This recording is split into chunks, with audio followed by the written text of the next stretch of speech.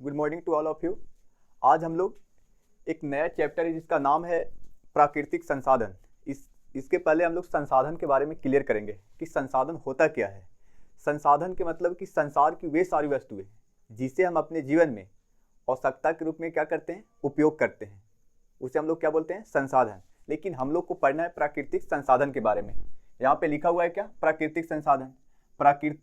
प्राकृतिक में प्रचुर मात्रा में उपलब्ध मानव की मूल आवश्यकताओं की पूर्ति करने वाली उपयोगी पदार्थ प्राकृतिक संसाधन कहलाता है। क्या बोल रहा है कि प्राकृतिक में प्रचुर मात्रा में, प्राकृतिक में क्या है, प्रचुर मात्रा में उपलब्ध मानव की मूल आवश्यकताओं की पूर्ति करने वाले उपयोगी पदार्थ प्राकृतिक संसाधन कहलाता है।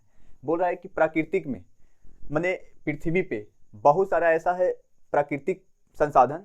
प्राकृतिक माने जो मानव नहीं बना सकता है, यानी अजूबा शक्ति ईश्वर का जो दिया हुआ है, उसको हम लोग क्या बोलते हैं, प्राकृतिक संसाधन।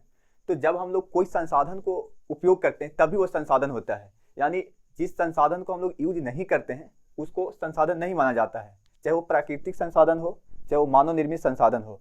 संसाधन वही कहलाता है जिसको हम अपने जीवन में यूज करते हैं, यानी आवश्यकता के रूप में।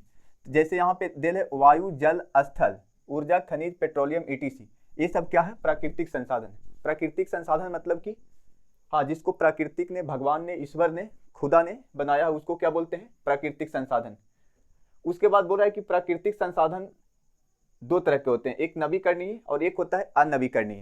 क्या क्या होता है, नवीकरणीय और एक अनवीकरणीय। नवीकरणीय संसाधन के बारे में बोल रहा है कि वैसा संसाधन जो लगातार उपयोग होने पर पुनः स्वतः उत्पन्न हो जाते हैं। कुछ ऐसे भी प्राकृतिक संसाधन हैं जो उपयोग करने के बाद दोबारा आसानी से क्या हो जाता है, उत्पन्न हो जाता है। यहाँ पे बोल रहा है जैसे वायु, सौर ऊर्जा, जल और वन। जैसे यहाँ पे वायु है, वायु को हम लोग कितना भी अगर सांस लेते हैं, चाहे वायु को हम लोग कितना भी खपत कर लेंगे, लेकिन वायु समाप्त नहीं होता है। हाँ, अगर समाप्त हो भी जाता है तो दोबारा वो उत्पन्न हो जाता है। सौर ऊर्जा, सूर्य के प्रकाश हम लोग कितना भी अगर दिन भर में यूज करें, फिर दोबारा दूसरा दिन मैंने सूरज उगता है, उसके बाद हम लोग यूज करने के लिए हाँ हावी हो जाते हैं। तो वही बोला है कि वैसा संसाधन जो लगातार उपयोग होने पर पुनः स्वतः उत्पन्न हो जाते हैं, मैंने उपयोग होने पर दोबारा आसानी से उत्पन्न हो जाते हैं। यहाँ पे वन भी दिले, वन भी हम लोग उपयोग करते हैं, उसके बाद उत्पन्न हो जाता है। आगे बोल रहे हैं अनवीकरणीय संसाधन। बोल रहा है कि वैसा संसाधन जो एक बार समाप्त हो जाने पर पुनः जल्दी उत्पन्न नहीं होते हैं। हाँ, कुछ ऐसे भी प्राकृतिक संसाधन है जिससे हम लोग एक बार अगर उसको यूज कर लेते हैं तो दोबारा उत्पन्न नहीं होता है। मैंने होने के लिए होता है, लेकिन मतलब इतना यहाँ पे क्या बोल रहा है कि जो एक बार समाप्त हो जाने पर पुनः जल्दी उत्पन्न नहीं होते हैं। जिसे उत्पन्न होगा लेकिन उसके लिए टाइम लगेगा। जैसे कोयला और पेट्रोलियम, ये सब लाखों बरस के बाद उत्पन्न होते हैं। जैसे कोयला का भी निर्माण लाखों बरस लग जाता है होने में, पेट्रोलियम के भी निर्माण में लाखों बरस लग जाता है। तो वही बोल रहा है कि वैसे संसाधन जो एक बार समाप्त हो जाने पर पुनः जल्दी उत्पन्न नहीं होते हैं। यही चलते आज भारत सरकार यहाँ पे हर चीज इलेक्ट्रिक और सौर ऊर्जा से चलने वाला गाड़ी, उसके बाद बिजली का निर्माण कर रहा है, क्योंकि गवर्नमेंट को पता है कि जिस तरह से कोयला का खपत और पेट्रोलियम का खपत दिन प्रतिदिन बढ़ता जा रहा है, भविष्य में अगर कोयला पेट्रोलियम न रहेगा तो पूरा व्यवस्था क्या हो जाएगा, ठप हो जाएगा। इस चलते गवर्नमेंट इलेक्ट्रिक गाड़ी का निर्माण करवा रहा है, उसके बाद सौर ऊर्जा से चलने वाला गाड़ी का निर्माण करवा रहा है। सौर ऊर्जा से घर में लाइट बांधने के लिए यहाँ पे इन्वर्टर चार्ज होता है सौर प्लेट से। तो ये सब गवर्नमेंट का उद्देश्य है, क्योंकि यहाँ पे कोयला और पेट्रोलियम क्या है, इसका खपत बहुत तेजी से हो रहा है और बहुत हद तक खपत भी हो गया है। तो इस हिसाब से गवर्नमेंट व्यवस्था अपना कर रहा है, चाहे भारत का गवर्नमेंट हो, चाहे फिर अमेरिकी गवर्नमेंट हो, चाहे कहीं भी। अब हम लोग वायु के बारे में पढ़ेंगे। किसके बारे में, वायु। यहाँ पे लिखा है कि वायु कई गैसों का मिश्रण होती है। जो हवा है वो कई गैसों का क्या होता है, मिश्रण होता है। जैसे यहाँ पे लिखा हुआ है नाइट्रोजन 78%, ऑक्सीजन 21%, कार्बन डाइऑक्साइड 0.03% और अन्य गैस 0.97%। यानी कि सबसे ज़्यादा जो हवा में किसका मात्रा होता है, 78% नाइट्रोजन, उसके बाद ऑक्सीजन का मात्रा 21% और कार्बन डाइऑक्साइड होता है 0.03%।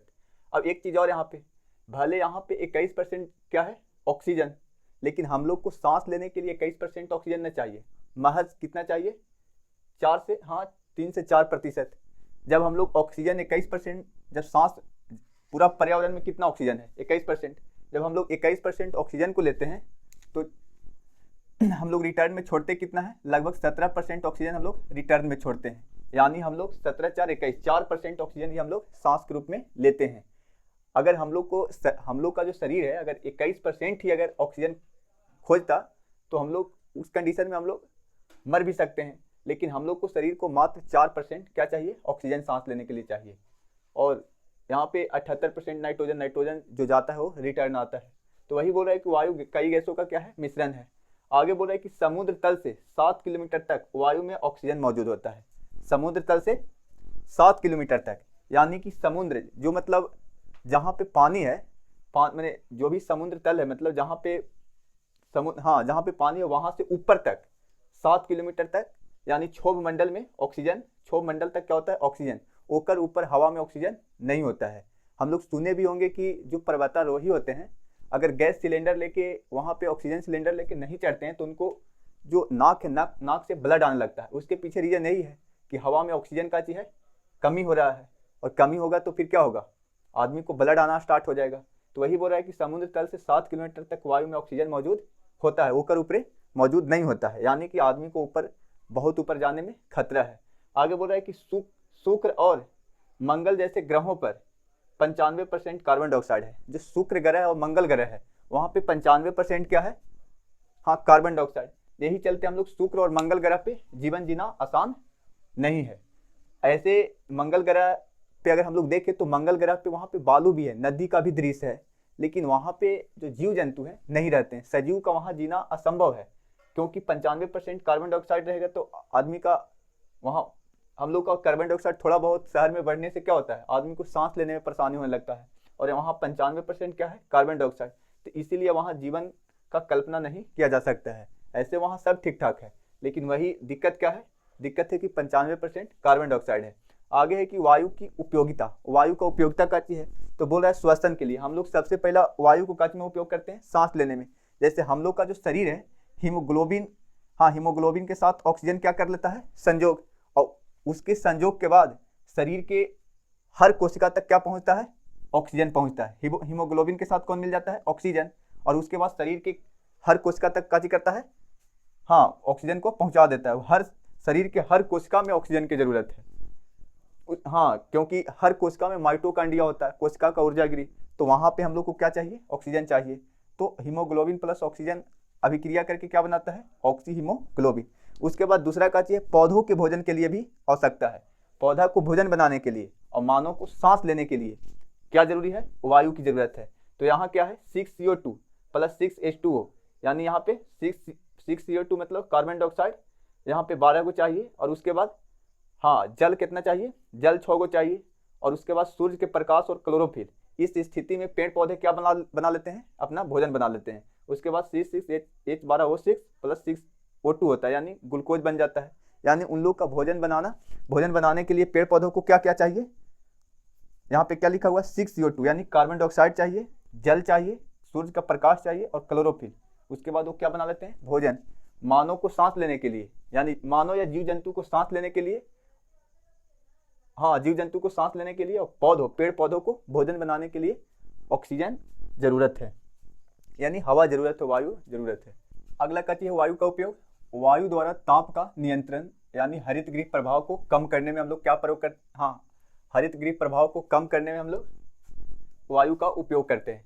यहाँ पे क्या, सूर्य की किरणें आ रहा है, उसके बाद परिवर्तित होके जा रहा है। अगर पृथ्वी पे अगर वायुमंडल नहीं होता तो पृथ्वी बहुत ज़्यादा क्या होता है, हीट हो जाता है। उसके पीछे रीजन क्या चीज़ है कि जो पृथ्वी पे क्या है, वायुमंडल, उससे जो प्रकाश है वो रिफ्लेक्ट होता है। क्या होता है, रिफ्लेक्ट, यानी पूरा जो वायुमंडल में क्या भरा हुआ है, पूरा जो हवा है उससे क्या होता है, प्रकाश रिफ्लेक्ट होता है, और उसका जो ऊष्मा और ऊर्जा है वो रिफ्लेक्ट होके हाँ हवा में मिल जाता है। तो ये हम लोग को क्या है, वायु द्वारा ताप का नियंत्रण होता है, यानी टेम्परेचर को हम लोग नियंत्रण करते हैं। जैसे यहाँ पे प्रकाश आ रहा है पृथ्वी की सतह पे, उसके बाद परावर्तित होकर जा रहा है। सूर्य की किरणें का कम परावर्तन, वायुमंडल का गर्म होना, हाँ, सूर्य की किरणें का कम परिवर्तन, अगर सूर्य की किरणें कम परिवर्तित होगा, यानी पृथ्वी से कम परिवर्तित यानी होगा, तो वायुमंडल उतना ही ज़्यादा गर्म होगा। और अगर यहाँ से अगर ज़्यादा परिवर्तित होगा तो वायुमंडल कम गर्म होगा। यानी कि कहने का मतलब क्या है, यहाँ पे क्या लिखा हुआ, सूर्य की किरणें का कम परिवर्तन, वायुमंडल का गर्म होना। अगर यहाँ से सूर्य का किरण कम परिवर्तित हो रहा है, यानी कि पृथ्वी की सतह से, तो वायुमंडल क्या होगा, ज़्यादा क्या होगा, हाँ, ज़्यादा गर्म होगा। सॉरी यहाँ पे फिर से, जैसे यहाँ पे सूर्य की किरणें का कम परावर्तन, वायुमंडल का गर्म होना। जैसे सूर्य की किरणें कम परिवर्तित हो रहा है तो वहाँ पे वायुमंडल का क्या होगा, ज़्यादा गर्म होगा। और अगर और अगर यहाँ, हाँ यहाँ पे क्या बोला, सूर्य की किरणें का कम परावर्तन, वायुमंडल का गर्म होना। हाँ, कम परिवर्तित होगा तो वायुमंडल ज़्यादा गर्म होगा, और ज़्यादा यहाँ पे ज़्यादा अगर परिवर्तित होगा तो वायुमंडल कम गर्म होगा। सिंपल यही लॉजिक है। क्या है, सिंपल यही लॉजिक है। यहाँ पे वायुमंडल का गर्म होना क्या है, सूर्य की किरणें का कम परिवर्तन, और ज़्यादा परिवर्तन होगा तो वायुमंडल हाँ कम गर्म रहेगा, और कम होगा तो ज़्यादा। तो वही बोल रहा है तो वही बोल रहा है कि पृथ्वी पे जो वायुमंडल होता है उसका होना जरूरी है, अगर नहीं होगा तो फिर जो पूरा पृथ्वी है वो क्या हो जाएगा, हीट हो जाएगा। आगे बोल रहा है कि कार्बन डाइऑक्साइड निम्नलिखित विधियों से स्थिर होता है। कार्बन डाइऑक्साइड हम लोग दो विधि से काजी कर सकते हैं, स्थिर कर सकते हैं। एक पेड़ पौधा को लगाकर, क्योंकि पेड़ पौधा क्या करता है, अपना भोजन सूर्य के प्रकाश, उसके बाद कार्बन डाइऑक्साइड, क्लोरोफिल और खनिज लवण यानी जल, ये चारों मिलाकर भोजन बनाता है। तो पेड़ पौधा को लगाकर भी हम लोग क्या कर सकते हैं, कार्बन डाइऑक्साइड को कम कर सकते हैं, क्योंकि पेड़ पौधा को भोजन बनाने के लिए कार्बन डाइऑक्साइड को जरूरत होता है। उसके बाद बोल रहा है कि समुद्री जंतु समुद्री जलवाष्प जल में घुले कार्बोनेट से अपने कवच बनाते हैं। जो समुद्री जंतु होते हैं वो समुद्री जल में घुले कार्बोनेट से क्या बनाते हैं, कवच बनाते हैं। तो दो विधि से हम लोग क्या कर सकते हैं, कार्बन डाइऑक्साइड को कम कर सकते हैं। पहला विधि, पेड़ पौधा को अधिक से अधिक लगा के। आज जो हम लोग का टेम्परेचर बढ़ रहा है उसका 2 से 3 रीजन है। पहला, हम लोग अधिक से अधिक जनसंख्या बढ़ने से हम लोग पेड़ की कटाई कर रहे हैं। दूसरा है कि हम लोग हाँ अधिक से अधिक यहाँ पे वाहन यानी गाड़ी का यूज कर रहे हैं, उससे भी कार्बन डाइऑक्साइड निकल रहा है। तीसरा है हम लोग की टेक्नोलॉजी उस तरह की यूज कर रहे हैं जो पूरा हवा में एक अलग तरह का ऊष्मा रेडिएशन को फैला के रखा है, तो वो सब भी एक कार्बन डाइऑक्साइड फैलाने का काम कर रहा है। तो वही बोल रहा है कि पेड़ पौधों को लगाकर उसके बाद हम लोग समुद्री जंतु समुद्री जल में घुले कार्बोनेट से अपने कवच बनाते हैं। तो इससे हम लोग कर सकते हैं। आगे की जो हवा है, वायु का अगला उपयोग है कि ईंधन के जलने में उपयोगिता होता है। काची को जलने में, ईंधन। ईंधन के मतलब कि कोयला और पेट्रोल हो गया, कोयला, पेट्रोल, उसके बाद कोयला, पेट्रोल, हाँ डीजल,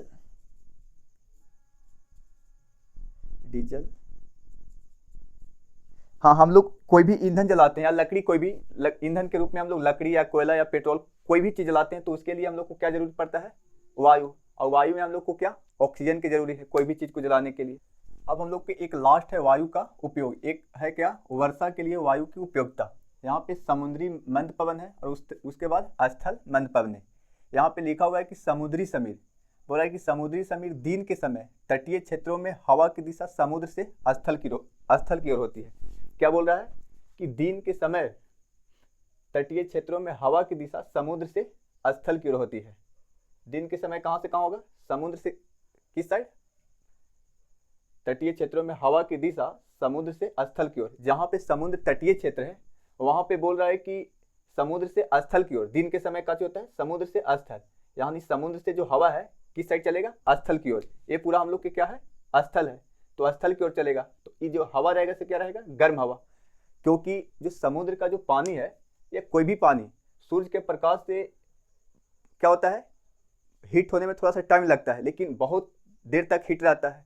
और जो स्थल है वो हीट होने में भी ज़्यादा टाइम नहीं लगता है और ठंडा होने में भी टाइम नहीं लगता है। तो दिन के समय क्या होता है, ये समुद्र से कहाँ चलता है, स्थल की ओर, और वो होता क्या है, गर्म हवा रहता है। उसके बाद गर्म हवा फिर कहाँ जाता है, फिर कहाँ जाता है, समुद्र में। और उसके बाद यहाँ से चलने के बाद फिर क्या होता है, ठंडी हवा हो जाता है। और उसके बाद एक प्रक्रिया होते चलता है। पहले कहाँ उठा, यहाँ से समुद्री समीर उठा, उसके बाद सूर्य के प्रकाश से क्या हो गया, हीट हो गया। उसके बाद फिर यहाँ आया, फिर क्या हो गया, ठंडा हुआ, फिर तो ये प्रक्रिया चलते रहता है। तो वही बोल रहा है कि दिन के समय तटीय क्षेत्रों में हवा की दिशा समुद्र से स्थल की ओर होता है। और बोल रहा है स्थल समीर में तटीय क्षेत्रों में रात के समय वायु की दिशा स्थल से समुद्र की ओर होती है। रात के समय जो चलता है उसको क्या बोलते हैं, स्थल समीर, और रात के जो दिन को चलता है उसको समुद्री समीर। तो जो समुद्र तटीय क्षेत्र होता है वो रात के समय वायु की दिशा कहाँ रहता है, स्थल से समुद्र की ओर। रात में हवा इस साइड से चलता है, किस साइड से, यहाँ क्या बोल रहा है, स्थल से समुद्र की ओर। तो ये यहाँ पे स्थल है। अब यहाँ से हवा उठेगा कहाँ से, स्थल से, स्थल से हवा उठेगा और उसके बाद कहाँ चलेगा, समुद्र में। यहाँ से स्थल से उठेगा वो कहाँ जाएगा, समुद्र में, और समुद्र से फिर यहाँ से ठंडा हवा कहाँ आएगा, स्थल पर। ये प्रक्रिया है। रात में क्या है, स्थल से हवा उठा, समुद्र में सीधे गया, कहाँ गया, समुद्र में। हाँ, यहाँ से कहाँ गया, समुद्र में, और यहाँ से उठ के फिर आएगा, यहाँ से ठंडा हवा आएगा। और दिन में क्या है, यहाँ से उठेगा, कहाँ चलेगा, स्थल पे, और उसके बाद स्थल पे जाएगा, उसके बाद सूर्य के प्रकाश से हीट होगा, फिर यहाँ आएगा, फिर ठंडा होगा, फिर हीट होगा। तो इस तरह से प्रक्रिया चलता है। आगे हम लोग अगली क्लास में पढ़ेंगे। धन्यवाद।